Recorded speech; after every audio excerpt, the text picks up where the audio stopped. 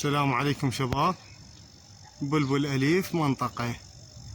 اجاني الولد قال بلبل مالي طار، بس ان شاء الله راح نلزمه ونصور لكم اول باول تصوير مالته.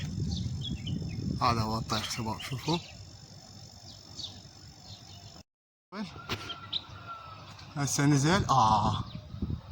نزل على البلبل مالتنا، بس العصفور لحقه، بس لو يطير العصفور تخليه يطلع قبل. يا شباب العصفور يأذي البلبل.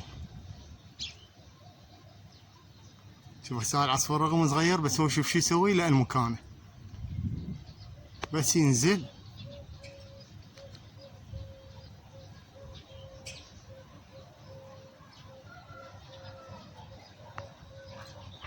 يا الله شباب نزل. خوف العصفور. هذا هو.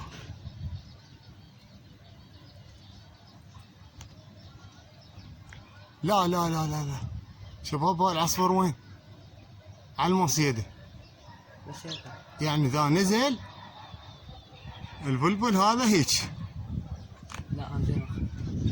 العصفور ما راح يخليه شباب، راح افوت اكمل الفيديو من جوا حتى نوخر العصفور. راح نطق المصيدة على العصفور.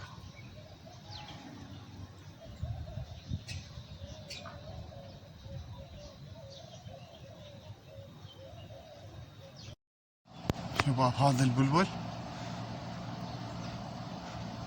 وهسه صعدت له القفص الثاني هنا فوق، بلكت الله ينزل.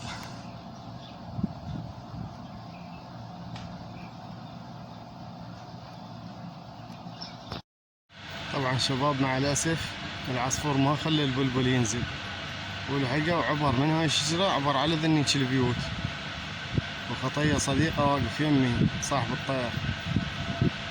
وش تسوي سبحان الله، هذا العصفور تشلب للبلبل وما خلاه ينزل، وما خلاه ويا ما يريد ينزل على القفص يضربه، ويا ما يريد ينزل على القفص يضربه، وما اعرف شنو السبب ليش ما اعرف.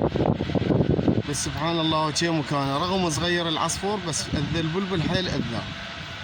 وهسه البلبل مالته طلع قبار، راح ننتظره ان شاء الله يرجع له، واذا ما رجع له بعد شو نسوي؟ علينا سويناه والباقي يم الله. اذا مقسوم يرجع له، اذا ما مقسوم الله يعوضه ان شاء الله.